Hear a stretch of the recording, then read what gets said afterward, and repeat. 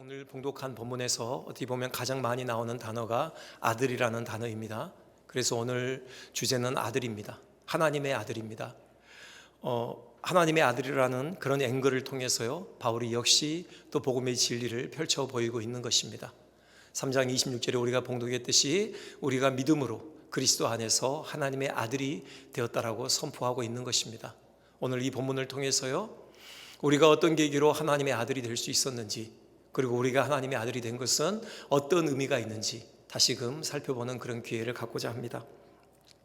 먼저요, 생각할 것은 하나님께서 우리를 아들 삼으신 것은 그냥 공으로 된 것이 아니라는 것입니다. 하나님 편에서의 엄청난 희생이 거기에 전제되어 있습니다. 여기 4절에 그렇게 말씀하죠. 때가 참에 하나님께서 그 아들을 보내사, 그렇게 되어 있습니다. 하나님께서 아들을 보내셨다라는 거죠. 하나님께서 가용하실 수 있는 많은 일꾼들이 있습니다. 특별히 천사들이요, 우리가 그 수를 정확히 헤아릴 수는 없지만 성경을 통해서 유추해 보건대 상당히 많은 천사들이 있다, 우리가 그 정도는 알 수 있습니다. 천사들을 얼마나 하나님의 말씀에 순종하기를 기뻐하는 자들입니까? 하나님의 말씀하실 때 두말하지 않고 즉각적으로 움직이는 바로 그런 아주 순종적인 그런 존재들입니다. 일도 잘하죠.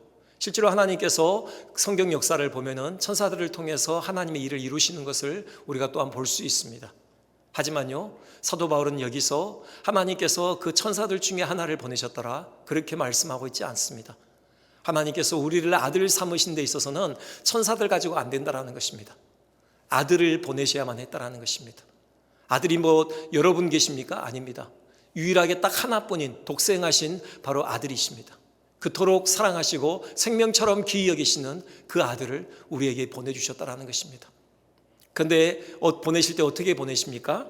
그 다음에 보면요, 여자에게서 나게 하시고, 이렇게 되어 있습니다. 여자에게서 나셨다, 이건 한마디로 우리와 똑같은 사람의 아들이 되게 하셨다, 그런 의미입니다. 우리와 똑같은 사람이 되게 하셨다라는 거예요. 그렇죠. 누구든지 다 여자에게서 태어나지 않습니까?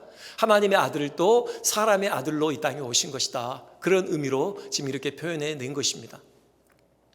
여러분, 하나님께서 얼마나 영광 가운데 계신지 우리가 성경을 통해서 조금은 유추할 수 있습니다. 디모데후서인가요? 하나님께서는 가까이 가지 못할 밑에 거하신다, 그런 말씀도 했고요. 특별히 모세 사건이 있지 않습니까? 모세가 아주 당돌하게 하루는 하나님께 그런 요청을 합니다. 하나님의 영광을 제게 보여주십시오. 하나님께서 그 부탁을 들어주시죠.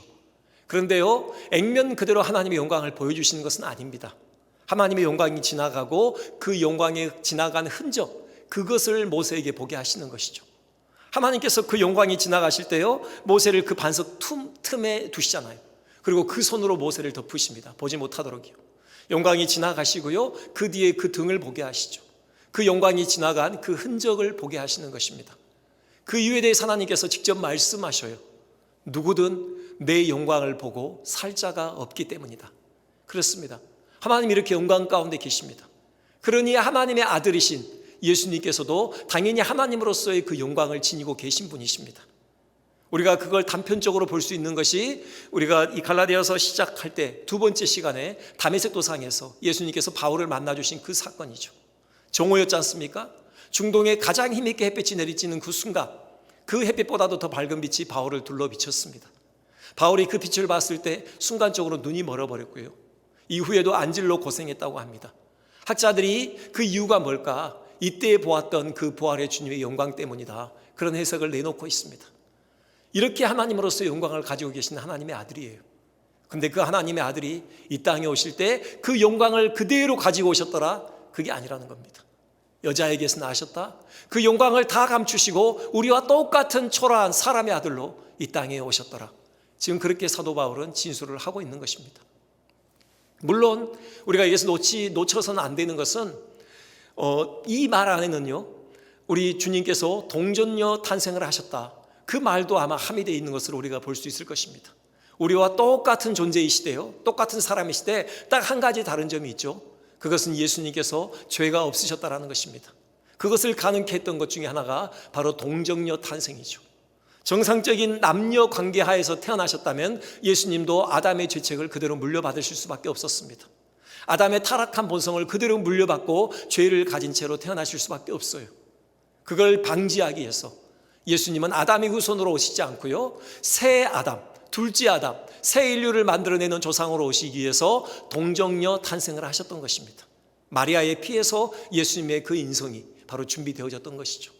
그래서 죄가 없으신, 전혀 타락한 본성을 가지지 않은 온전히 거룩하신 그 사람으로 이 땅에 오신 것입니다. 그렇게 오셔서 하신 일이 무엇입니까? 우리를 하나님의 아들 삼으시기 위해서 사람의 아들로 오셔서 하신 일이 무엇입니까? 그것을 드러내고 있는 것이 율법 아래에 나셨다라는 그런 표현입니다. 율법 아래에 나셨습니다. 그것이 의미하는 바는 율법의 권위하에 들어가셨다라는 것입니다. 율법을 지켜야 될 그 모든 의무를 그분이 짊어지셨다라는 그런 의미가 있습니다. 예수님 하나님이십니다. 하나님으로서는 그분은 전혀 율법을 지켜야 될 의무가 없으십니다. 왜요? 그분이 친히 율법을 제정하신 분이기 때문이죠. 하지만 스스로 율법 아래로 들어가신 것입니다. 율법을 지켜야 될 그 모든 의무를 그분이 짊어지신 것이죠. 누구를 위해서입니까? 바로 우리를 위해서입니다. 우리가 지켜야 될 그 율법을 그분이 대신 지켜주시기 위해서입니다. 우리가 감당해야 될 그 율법의 저주를 그분이 대신 감당하기 위해서 스스로 율법 아래로 들어가신 것이죠. 우리가 복음서를 통해서 예수님께서 어떻게 율법을 이루어 가시는지를 우리가 확인하게 됩니다.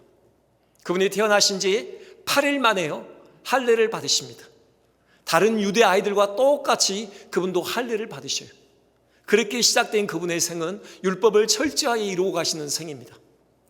한 번은요, 사람들이 예수님을 찾습니다. 예수님께서요, 갈릴리 순회 사역하시면서 오랜 시간 고향을 비우셨습니다. 오랜만에 고향으로 돌아오셨죠, 갈릴리에. 그랬을 때 일군의 사람들이 왔는데요, 바로 성전세를 거두는 사람들입니다. 이들이 베드로에게 오자마자 다짜고짜 따집니다. 야, 왜 너희 선생은 성전세 안 내냐? 베드로가요, 그 문제 들고 예수님께 오잖아요. 예수님께서 베드로에게 물으시는 게 뭡니까? 베드로야, 왕이 자기 아들에게 세금을 걷느냐? 왕의 아들이 세금을 낸 적을 보았느냐? 당연히 베드로는 아닙니다라고 하죠. 무슨 말씀입니까? 예수님 하나님의 아들 아니십니까? 성전세는요, 그 하나님께 드리는 거예요. 하나님의 아들이 하나님께 드리는 세금을 낼 필요가 있느냐, 그겁니다. 예수님은 하나님의 아들로서 그 성전의 주인이십니다. 곧 그 성전을 위해서 드리는 그 세금의 주인이세요. 전혀 성전세를 드릴 의무가 없으신 것입니다. 그런데 어떻게 하십니까? 세금을 드려요. 세금을 납부합니다. 독특한 방법으로 하시죠. 베드로에게 낚시를 통해서 물고기를 건져 올리게 하시잖아요. 그 물고기 입에 베드로의 목과 예수님의 목에 성전세가 있었던 것입니다. 그걸 갖다 드리도록 하는 것입니다. 이런 식으로요, 예수님은 율법을 철저하게 지키십니다. 그래서 그 모든 율법의 요구를 다 이루셔요. 늘 말씀드리지만 마지막 율법의 조항이 뭡니까? 우리가 율법을 범한 그 대가로 죽어야 한다는 것이죠. 예수님께서 그래서 십자가에서 죽으신 것입니다. 그 율법이 요구하는, 그 율법을 범한 그 대가, 그 율법의 저주, 그분이 대신 짊어지시고 그분이 십자가에서 죽으신 것이에요. 그렇게 해서 모든 율법의 요구를 다 이루시고요, 우리에게 드리워져 있던 그 모든 율법의 저주를 그분이 다 걷어가신 것입니다. 이것입니다. 하나님께서 그 아들을 보내서 여자에게서 나게 하시고 율법 아래에 나게 하심으로 바로 우리를 위해서 이 율법의 저주를 다 짊어지고 죽게 하심으로 우리로 하여금 하나님의 아들 되게 하신, 바로 이 사건에 대해서 사도 바울이 이 한 절에 압축적으로 지금 이렇게 증거하고 있는 것입니다. 여러분, 우리 눈에 십자가에 달리신 하나님의 아들, 사람의 아들로 오셔서 처참하게 십자가에 달리신 그 예수님이 보이지 않습니까? 여러분, 그 예수님을 볼 때 우리에게 드는 그 감정이 무엇입니까? 하나님의 사랑 아닙니까? 우리를 향하신 그 하나님의 사랑이 얼마나 큰지를 우리는 십자가에 달리신 예수님을 생각할 때마다 우리는 의심 없이 확인할 수밖에 없습니다. 도무지 의심할 수 없습니다. 우리를 향하신 하나님의 사랑이 얼마나 크고도 놀라운지, 얼마나 깊고 감격스러운지 우리는 예수님의 십자가를 생각할 때마다 다시금 확인하지 않을 수 없는 것입니다. 요한일서 4장 10절이죠. 4장 10절에 이런 말씀을 합니다. 사랑은 여기 있으니 우리가 하나님을 사랑한 것이 아니요 하나님이 우리를 사랑하사 우리 죄를 속하기 위하여 화목제물로 그 아들을 보내셨습니다. 바로 이게 하나님의 사랑입니다. 여러분, 매 예배 때마다 그리고 매번 우리가 하나님의 말씀을 묵상할 때마다 여러분 우리 가운데 그 아들을 보내신 그 하나님의 사랑, 이 사랑이 우리 온 인격을 감쌌으면 좋겠습니다. 우리 온 인격을 사로잡았으면 좋겠습니다. 이 하나님에 대한 사랑의 감격에 우리가 늘 사로잡히는 그런 은혜가 우리 모두에게 있었으면 좋겠습니다. 두 번째로 생각할 것은요, 바로 우리로 하여금 아들의 명분을 얻게 하셨다는 것입니다. 그게 5절이죠. 율법 아래에 있는 자들을 속량하시고 우리로 아들의 명분을 얻게 하려 하심이라 그랬습니다. 여기 아들의 명분을 얻게 하려 하셨습니다. 우리 이 부분에만 좀 초점을 맞춰보고 싶습니다. 여기 이 말은요, 원어로 보자면은 양자 삼으셨다, 그런 의미입니다. 아들의 명분을 얻게 하셨다, 양자 삼으셨다, 양아들 삼으셨다, 그런 의미예요. 여러분, 양아들 하면요, 우리 정서상 좀 거리가 좀 멀게 느껴집니다. 좀 탐탁지 않게 느껴지는 부분이 있어요. 왜요? 양아들 혹은 양딸, 양녀 하면요, 뭔가 떳떳지 못한, 자녀로서 떳떳지 못한 어떤 그런 존재, 천덕꾸러기 같은 그런 신세, 그런 뉘앙스를 우리는 느끼기 때문이죠. 하지만 바울은 그런 의미에서 지금 이 표현을 사용하고 있는 것이 아닙니다. 바울이요, 이 양자 삼으셨다 이 표현을 사용할 때요, 이 표현은요, 당시 로마 문화에서 온 것입니다. 로마 관습에서요. 당시 로마 문화에서 양자를 삼으면요, 양아들 되면요, 그는 친아들과 똑같은 권리를 갖는 아들이 되는 것입니다. 전쟁이 많은 사회 아닙니까? 젊은 아들들이 전쟁터에 나가서 죽어요. 그러면은 자기 가문을 상속할 아들이 없게 됩니다. 그러면요, 노예 시장을 가든지 자기 집에 있는 노예 중에 제법 똘똘한 사람을 아들로 삼는 것입니다. 그러면요, 그 노예는 이제 더 이상 노예가 아니에요. 과거에 무슨 삶을 살았든지 이제 그 삶은 다 잊혀지는 겁니다. 이제는요, 그 주인의 당당한 아들이 돼요. 그 주인이 가지고 있는 모든 권세, 모든 재산, 그 명예, 그것이 다 이제 정당하게 그 아들의 것이 되는 거예요. 이것이 바로 양자 삼았다라는 의미입니다. 이것을 분명하게 드러내는 그 로마 역사에 있어서 한 사건이 있습니다. 여러분, 율리우스 시저 잘 아시죠? 로마의 첫 번째 황제라고도 할 수 있죠. 그 후계자가 옥타비아누스잖아요. 그에 얽힌 이야기가 있습니다. 시저가 이제 그 권력의 욕심이 있어서 권력을 자기에게로 집중시키려고 하자 그에 대한 반대 세력들이 일어나서 그가 암살을 당하잖아요. 언론에 무슨 문제를 논의하러 갔다가 거기서 반대 세력들이 포진하고 있고 그 암살단에 의해서 암살을 당합니다. 칼에 23번이나 찔렸다고 하죠. 이제 세간의 관심은 뭐냐? 시저를 이을 후계자가 누구일까? 여기에 이제 관심이 있죠. 그런데요, 암살당하기 6개월 전에 시저가 유언장을 썼습니다. 그 시저의 장례식 때 그 유언장이 공개됐어요. 당시에 시저의 오른팔이라고도 할 수 있고요, 그 당시에 로마의 2인자라고도 할 수 있는 안토니우스가 그 유언장을 직접 읽었습니다. 그런데 놀라운 그 이름이 거기에 들어있었어요. 누구나 안토니우스가 시저의 후계자가 될 거라고 생각했어요. 근데요, 옥타비아누스라는 이름이 등장합니다. 당시 18세 청년이에요. 세간에 전혀 알려지지 않은 생소한 이름입니다. 그 가문도요, 그 기사 계급 정도, 그래서 평범한 가문에 다름없는 그런 사람이에요. 시저의 친척이라고 하지만 아주 먼 친척이라고 합니다. 그에게 바로 제1의 상속자의 바로 그 영예가 주어진 것이에요. 그 부분이 이렇게 되어 있습니다. 제1 상속인 옥타비아누스는 상속과 동시에 시저의 양자가 되고 아들이 된 뒤에는 시저라는 성, 그 이름을 이어받는다. 여러분, 이 유언에 의해서 이 시저라는 이 이름, 이 성을 이어받는 것으로 인하여서 그 18세 무명의 청년이 로마의 황제가 된 것입니다. 물론 우여곡절은 있었습니다. 안토니우스가 가만히 있지 않았죠.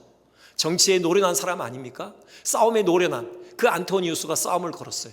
하지만 그는 패할 수밖에 없었습니다. 왜요? 시저라는 이름이 옥타비아누스에게 물려졌기 때문에요. 백성들이 누구 편을 들었습니까? 옥타비아누스 편을 들었어요. 그래서 결국 옥타비아누스가 이기고 로마의 황제의 자리에 앉게 되는 것입니다. 이것이 바로 양자 삼음의 의미예요. 지금 바울이 하나님께서 우리로 하여금 하나님의 아들의 명분을 얻게 하셨다, 하나님의 양자 삼으셨다, 이 의미는요, 하나님의 친아들이신 예수 그리스도와 똑같은 권리를 갖는 그런 아들이 됐다라는 겁니다. 그래서 하나님의 모든 그 권세가 다 우리의 것이 되어졌다라는 그런 의미를 여기 지금 포함하고 있는 것입니다. 법적으로만 우리가 하나님의 아들이 아니죠. 우리는 혈육에 있어서도 하나님의 아들이라고 할 수 있습니다. 왜입니까? 우리 안에 예수 그리스도의 피가 흐르고 있는 것입니다. 하나님의 참 아들이신 그 예수 그리스도의 그 보배로운 피가 바로 우리 속을 관통해서 흐르고 있는 것이죠. 그분이 친히 십자가에서 살을 찢으시고 피 흘리시는 그런 해산의 고통을 통해서 우리를 친히 낳으신 것입니다. 하나님이 우리를 보실 때 얼마나 사랑스러우실까요? 우리 교회의 가장 어린 아이가 지금 로이입니까? 우리 김강도사님 아이요. 그 김강도사님이나 최유리 사모님이 그 로이를 볼 때 얼마나 사랑스럽겠습니까? 그 눈에서 꿀이 뚝뚝 떨어지지 않겠습니까? 하나님께서 그런 사랑의 눈으로 우리를 지켜보고 계시다는 사실, 여러분 기억했으면 좋겠습니다.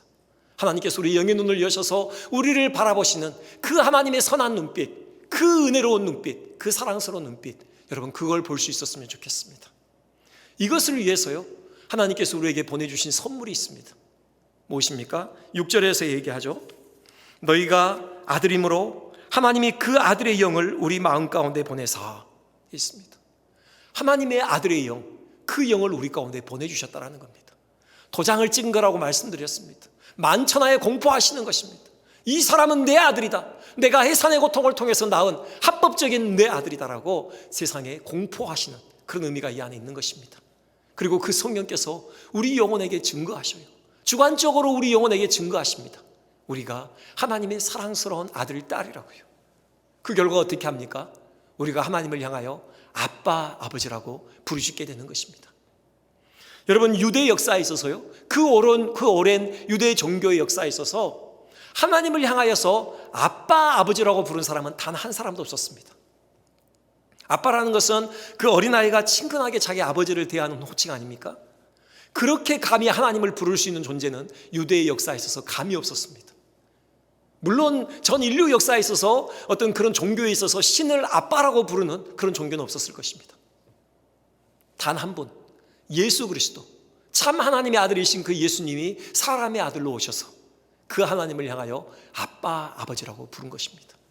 그 하나님과 얼마나 친근하고 그런 사랑스러운 교통 가운데 있는가를 그 호칭 하나에 담아서 증거하셨던 것입니다. 그리고 이제 그 아들의 영이 우리 가운데 오셨습니다. 우리에게 말씀하십니다. 우리가 하나님의 아들, 딸이라고요. 그렇기 때문에 우리가 당당하게 하나님을 향하여 아빠, 아버지라고 부르는 것입니다. 여기 부르다요, 이 용어가 크라조라는 그런 용어입니다. 이건요, 감격에 복받쳐서, 그 감동에 복받쳐서 그냥 소리쳐 외칠 때, 그때 사용하는 용어입니다. 성령께서 우리 가운데 말씀하실 때, 속삭이시고 깨닫게 하실 때 우리는 감격에 복받쳐서 하나님을 향하여 아빠라고 그렇게 부르시게 된다는 것입니다. 여러분, 우리를 돌아보십시오. 우리 안에 하나님과의 그런 친밀하고 여러분 그런 사랑의 교통이 있으십니까? 여러분, 그 사랑의 교통으로 인하여서 주체할 수 없는 감격 가운데, 이런 기쁨과 환희와 그 감격 가운데 하나님을 향하여 아빠라고 부르고 계십니까? 여러분, 지금 가정에서 어쩔 수 없이 가정에서 예배할 수밖에 없는데요, 여러분, 이런 예배 가운데 그 하나님과의 친밀한 그 교통, 그 사랑의 교통으로 인하여서 흘러나오는 그 기쁨과 감격, 환희 가운데 하나님을 향하여 아빠라고 부르짖는 여러분, 이런 일이 우리 가운데 있습니까? 이런 은혜가 있었으면 좋겠습니다. 이런 은혜가 우리 가운데 회복되어졌으면 좋겠습니다. 우리가 매번 예배하러 나올 때마다 성령께서 우리 영의 눈을 밝히 여셔서 어떻게 우리를 사랑하시는지, 어떻게 우리를 통하여 영광을 받으시기를 기뻐하시는 그 하나님의 마음, 그것을 헤아리게 하셨으면 좋겠습니다. 그 무엇도 하나님과의 관계를 다 가로막는 것이 없이 자유롭게 하나님의 보좌 앞에 나아가서 그분을 향하여서 아빠, 아버지라고 부르며 그분의 품 안에 안겨서 그분과 충만한 사랑의 교통을 나누는 그런 은혜가 우리 모두에게 회복되어졌으면 좋겠습니다.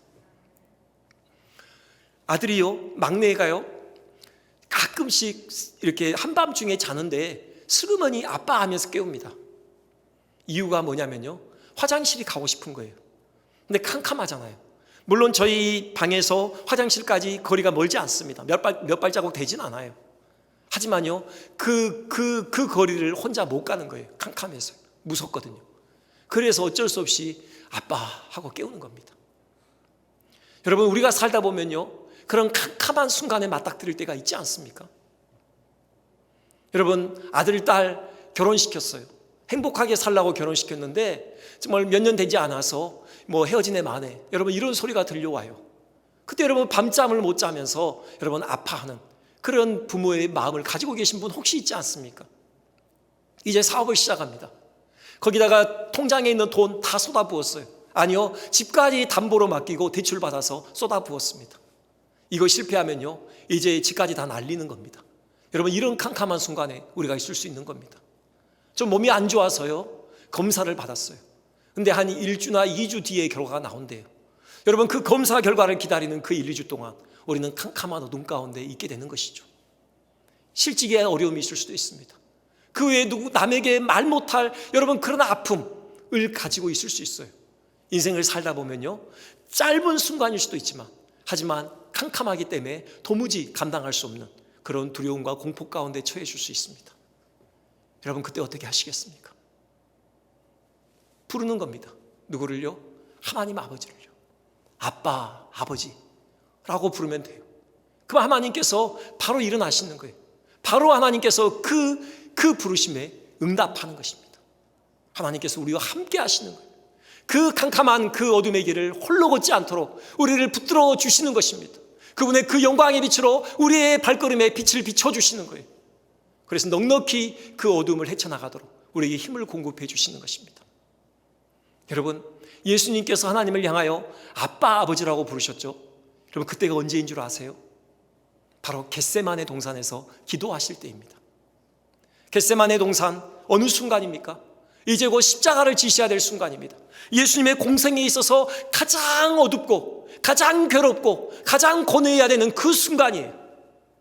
온 인류의 그 율법의 저주를 대신 지시고 그분이 처참하게 십자가에 달려 죽으셔야 하는 바로 그 순간을 눈앞에 두고 그분이 하나님께 기도하실 때 뭐라고 부르셨냐고요? 아빠, 아버지, 그렇게 불렀습니다. 그래서 넉넉히 그 일을 감당할 수 있으셨던 것이죠. 여러분, 어떤 상황에서도 하나님이 우리 아빠, 아버지 되심을 잊지 맙시다. 오히려 하나님을 아빠, 아버지라고 부르면서 그 하나님과 함께 넉넉히 우리의 삶을 헤쳐나가는 그런 복을 우리 모두가 누리기를 주님의 이름으로 축원드립니다. 우리가 한 가지 더 생각할 것은요, 우리가 하나님의 아들됨이 수직적으로 하나님과의 관계에서 누리는 유익이 있지만 더불어서 수평적으로 이웃과의 관계에서 가지고 오는 그런 변화가 있습니다. 그것에 대해서 지금 갈라디아서 3장 28절에서 사도 바울이 얘기하고 있는 것입니다. 먼저 27절부터 보실까요? 한번 우리 다 같이 한번 27절, 28절을 봉독했으면 좋겠습니다. 시작. 누구든지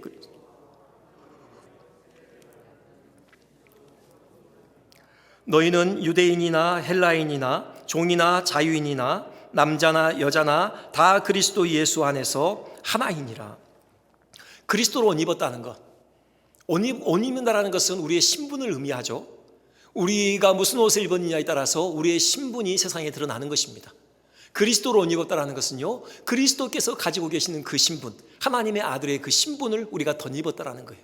곧 그리스도의 납을 통해서 바로 그리스도, 그 하나님의 아들로서 그리스도께서 가지고 계시는 그 영광과 존귀, 그것이 우리의 것이 되었다는 그런 의미예요. 그것으로 인하여서 나타난 그 열매가 무엇입니까? 공동체가 하나 되는 것입니다. 이웃과 진정한 하나됨을 바로 이루는 것이에요.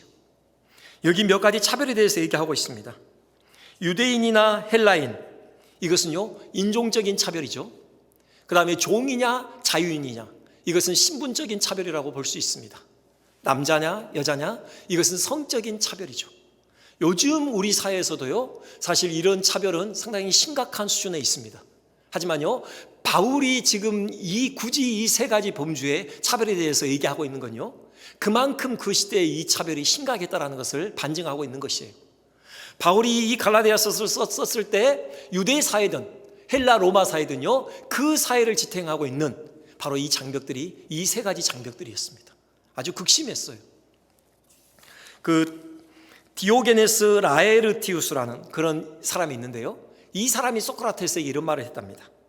나는 짐승이 아닌 인간으로, 여자가 아닌 남자로, 야만인이 아닌 헬라인으로 태어난 것을 자랑스럽게 여기고 있다. 여러분, 이런 얘기를 한 거예요. 그리고 유대 사회도 마찬가지예요. 여러분, 유대인들이 얼마나 이방인들을 혐오스럽게 여겼습니까? 또 여자들도 그렇고요. 유대인들은 아침 기도 때마다 하나님께서 자기들을 이방인과 노예, 그리고 여자로 만들지 않은 사실에 대해서 감사했다, 이런 기록이 있습니다. 이방인들을 얼마나 혐오하는 대상으로 여겼냐면요, 하나님이 이방인들을 왜 만드셨냐? 이런 질문했을 때요, 그 답으로 저 지옥에 불구덩이 있잖아, 그 불구덩이에 불을 타오르게 만드는 불쏘시개로 사용하려고 만들었다, 이런 답을 할 정도였습니다. 그래서요, 이방 여인이 지금 해산을 하잖아요. 근데 어려운 가운데 처해 있어요. 근데 그걸 도와서는 안 돼요. 왜요? 그걸 도우면은 이방 죄인을 태어나게 하는 것이고 이방 죄인을 세상에 나게 만드는 그런 죄를 짓는 것이거든요. 이 정도로 이방인을 혐오스럽게 여겼던 것이에요. 이런 차별이 존재하던 그런 사회였습니다. 근데 지금 사도 바울이 그걸 일부러 얘기하는 거예요. 그래서요, 그리스도 안에서 이런 모든 사회적인 장벽이 다 철폐되어진다는 것입니다. 그리스도 안에서 우리는 하나가 된다는 것입니다. 여러분, 그 지나치게 평등을 이야기하다 보면은 그 결과적으로 하향 평준화에 이를 수 있습니다. 무슨 말입니까? 잘 사는 사람들을 끌어내려서 못 살게 만들고요, 공부 잘하는 사람을 끌어내려서 공부 못하게 만들어요. 여러분, 대표적인 사회가 공산주의 사회 아닙니까? 너도 못 살고 나도 못 살아요. 그래서 우리는 하나다, 우린 평등하다. 여러분, 이것을 하향 평준화라고 얘기하죠. 이것은 결코 긍정적인 평등이 아닙니다. 복음이 가져오는 평등은요, 이런 하향 평준화가 아니에요. 굳이 이름을 붙인다면요, 상향 평준화라고 할 수 있어요. 무슨 말입니까? 여러분, 사람이 취할 수 있는 최고의 영광이 무엇이에요? 사람이 이룰 수 있는 최고의 신분, 그게 어디입니까? 바로 하나님의 아들이 되는 거예요. 그리스도로 옷 입는 것입니다. 하나님의 친아들이신 그리스도의 그 존귀와 그 영광을 덧입는 것이에요. 우리 모두가 바로 그리스도 안에서 이 영광을 입고 있는 거예요. 우리 모두가 다 하나님의 아들이 된 것입니다. 사람으로서의 최고의 그 신분, 최고의 그 영광의 자리에 우리가 이르게 된 거예요. 그렇기 때문에 하나님의 아들들이 모인 그 공동체에서 여러분, 이방인과 유대인, 그 차이가 무슨 의미가 있습니까? 여러분, 노예와 자유인 그 신분의 차이가 무슨 의미가 있겠습니까? 남자와 여자요, 여러분, 그 성적인 차이가 우열을 가리는 차이가 결코 될 수 없는 것입니다. 지금 그걸 사도 바울이 얘기하고 있는 것이에요. 우리가 하나님의 아들인데 이런 차이들이 무슨 의미가 있느냐? 하나님의 아들로서 우리는 다 하나다. 지금 그런 말씀을 하고 있는 것이죠. 아까도 장로님께서도 기도하실 때 그런 말씀하셨지만 여전히 이런 차별, 우리가 이런 갈등, 이런 분열, 우리가 지금 우리 사회에서 마주하고 있는 현실입니다. 세대 간에 그런 갈등이 있고요, 빈부의 그런 갈등이 있고요, 또 성적인 그런 갈등이 있습니다. 정치 어떤 지향에 있어서의 차이로 인한 그런 갈등도 있고요. 무엇보다도 우리는 오랫동안 단일 문화를 유지해 왔기 때문에 타 문화에서 받아들이기를 너무나도 힘들어해요.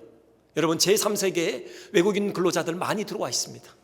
하지만 그들을 바라보는 우리의 시선 여전히 차갑죠. 따뜻하지가 않습니다. 차별적인 시선으로 바라보고 있지 않습니까? 여러분, 이런 사회적인 장벽이 여전히 지금 우리 사회를 지탱하고 있어요. 결코 바람직하지 않습니다. 이것은 우리 공동체를 허물어뜨리는 거예요. 우리 사회를 갉아먹는 그런 악한 그런 도구들인 것입니다. 무엇으로 여러분 이 갈등이 치유될 수 있습니까? 여러분, 무엇으로 이 사회적인 장벽을 극복할 수 있을까요? 성경이 우리에게 말씀하고 있습니다. 복음입니다. 그리스도 안에서 우리가 하나님의 아들의 그 영광을 덧입는 것, 여러분, 그것이 이 모든 차별을 무미하게 만든다. 그래서 진정으로 하나 되는 공동체를 만든다. 그렇게 성경은 말씀하고 있는 것입니다. 여러분, 말씀을 정리하려고 합니다. 우리가 하나님의 아들이 되는 그런 영광을 우리가 누리게 됐습니다. 여러분, 이 땅을 살면서요, 하나님의 아들로서의 최고의 영광이 무엇일까요? 여러분, 생각해 보십시오. 우리가 하나님의 아들로서의 이 땅에서 누릴 수 있는 최고의 특권, 그 영광이 무엇일까? 그것은요, 아버지 하나님께서 이루어 가시는 그 구원 사역의 동역자가 되는 거죠. 지금도 하나님께서는요, 지금도 죄의 종로로 타고 있는 그 사람들을 끄집어내서 하나님의 아들의 명분을 얻게 하는 이 일을 지금도 하고 계십니다. 끊임없이 지금 이 일을, 마지막 그 영혼이 돌아오는 그날까지 하나님께서는 이 일을 하셔요. 우리가 이 땅에서 하나님의 아들로서 누릴 수 있는 최고의 영광이요, 이 일에 동참하는 거예요. 그 죄의 종로로 타고 있는 그 영혼들, 복음을 전해서 그들을 끄집어내서 우리와 같은 그 최고의 존영, 하나님의 아들의 그 영광과 존영을 덧입게 하는 것, 이것이 우리가 하나님의 아들로서 누릴 수 있는 최고의 특권이자 영광 아니겠습니까? 그러므로 인하여서 만들어지는 진정으로 하나 되는 공동체, 여러분, 그 공동체를 만드는 것, 이것이 최고의 영광일 것이에요. 바로 전도요. 여러분, 다시금 우리가 이 사명을 새롭게 하는 시간 됐으면 좋겠습니다. 우리가 이준표 목사님, 그분의 이야기만 들려드리고 말씀을 마치겠습니다. 한신교회를 담임하셨던 분이죠. 이준표 목사님께서 젊은 시절 목회하실 때 있었던 일입니다. 그러니까 다른 교회를 목회하고 있을 때인데요. 그때 그 한 젊은 자매님이 이렇게 나이가 많지 않은 자매님이요, 정말 열심히 했대요. 신앙에 새벽 예배도 늘 빠짐없이 나오고 오랫동안 기도하시고요, 교회 봉사가 있으면은 늘 뛰어나와서 참여하시는 그런 신실한 자매였답니다. 당연히 목사님의 마음에 쏙 들었겠죠. 참 애틋한 그런 시선으로 이제 주의 깊게 봤는데 보니까 그 자매의 삶에 아픔이 있더래요. 그 남편이 우편 그 집배원인데 알코올 중독자예요. 이틀이 멀다 하고 술을 마시는 겁니다. 술이 거나하게 취하면 어떻게 합니까? 아내를 막 때려요. 이걸 알고서 하루는 찾아갔대요. 목사님이 남편에게, 이보시오 선생님, 왜 아내를 때리십니까? 좀 그러지 마십시오. 좀 화목한 가정을 이루시면 안 되겠습니까? 그때 이 남편의 대답이, 아니 당신이 뭔데 나한테 그런 소리를 하느냐? 내가 내 옆편내 패는데 웬 간섭이냐? 무슨 말 참견이냐? 하고 달려들더래요. 그래서 어쩔 수 없이 이제 더 이상 고민하는 것을 그만뒀답니다. 그런데 어느 날요, 그 집에 그 아들이, 어린 아들이 막 목사님을 찾아왔어요. 막 헐레벌떡 뛰어와서 우는 소리로 엄마가 죽었다고 막 빨리 와달라고 그러는 거예요. 무슨 일인가 가서 봤더니 그날도 술이 취해서 그 남편이 아내를 때렸는데 목침으로 머리를 때렸던 것 같아요. 피가 이렇게 흥건하게 흘려서 그 자매가 쓰러져 있는 거예요. 들쳐업고서 빨리 보건소로 달려갔답니다. 그래서 위기를 겨우 넘겼대요. 그러면서 목사님이 생각하기를, 안 되겠다, 내가 저 남편에게 맞아 죽는 한이 있더라도 이 버릇 고쳐야 되겠다 라고 해서 정색을 하고 수요일 날 찾아가셨답니다. 근데 다행히 그 남편이 그날은 술을 먹지 않고요, 저녁을 먹고 있었대요. 그래서 얘기했대요. 선생님, 오늘 저녁에 나하고 교회 갑시다. 남편이 미안했는지 밥을 먹다가요, 그러죠 라고 답을 한 거예요. 그래서 목사님이 기다리셨대요. 밥을 다 먹기까지. 밥을 다 먹어도 목사님이 안 가요. 그러자 화장실 가야지 하면서 이렇게 나가더래요. 꼭 도망갈 것 같아서 목사님이 따라가셨대요. 목사님이 따라오니까 어떻게 해요? 어쩔 수 없이 화장실로 들어간 거예요. 10분을 기다리고요, 20분을 기다리고 30분을 기다렸는데 나오질 않는 거예요. 그러던 차에 그 초종이 울렸습니다. 여러분, 종이 2번 울렸잖아요. 예전에 기억하십니까? 30분 전에 한 번 예배 종이 울리잖아요. 그리고 30분 후에 이제 예배 시작할 때 종이 울리고. 그러니 이제 교회 갈 시간이 30분밖에 안 남았는데 어떻게 하느냐? 안 돼. 그래도 오늘 내가 이 남편 데리고 간다 하고 기다렸대요. 결국은 남편이 나오더래요. 그러면서 참 정말 지독하네, 그런 말을 내뱉으면서 나와요.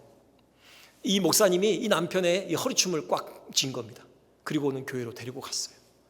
태권도 유단자 청년 2명이 있는데요, 그 2명을 그 옆에 딱 앉힌 겁니다. 그래서 예배를 드리게 만들었어요. 그날 준비한 설교를 하지 않고요, 그 남편을 위한 설교를 했대요. 인생이 한 번밖에 없는데 어떻게 술을 먹고 아내를 때려가면서 사는가? 그런 짓을 하다가 세상을 떠나면 하나님 앞에 어떻게 설 수 있는가? 정말 애타는 심정으로 그 남편을 향하여서 그 설교를 했다라는 거예요. 설교 끝날 때쯤 보니까요, 그 남편이 울고 있더래요. 야, 하나님께서 역사하셨구나. 아니나 다를까요? 예배 끝나고 그 남편이 목사님에게 와서, 목사님, 저 예수 믿겠습니다. 저 내일부터 교회에 새벽종 치겠습니다. 그래서 새벽종을 맡겼다고 해요. 한 번도 빠지지 않고 그 새벽종을 쳤답니다. 술 끊었고요, 당연히. 우편 집배원 아닙니까? 우편 이렇게 집집마다 편지 배달하면서 편지만 준 게 아니고 또 이렇게 얘기합니다. 자, 편지가 하나 더 있습니다. 하늘에서 온 편지입니다 하면서 복음을 전하더래요. 결국 그분이 신학을 했고요, 목사님이 돼서 한국 어디선가 지금 목회를 하고 계시다라는 겁니다. 여러분, 이것이 하나님의 아들로서 우리가 이 땅에서 누릴 수 있는 최고의 영광이자 특권 아니겠습니까? 하나님의 아들을 삼는 거예요. 그래서 그 하나님의 아들들로 말미암아 정말 화평한, 정말 아름다운 하나 되는 공동체를 만들어가는 것. 여러분, 이 일에 우리의 삶을 헌신하는 우리 모두가 되기를 주님의 이름으로 축원드립니다. 기도하겠습니다.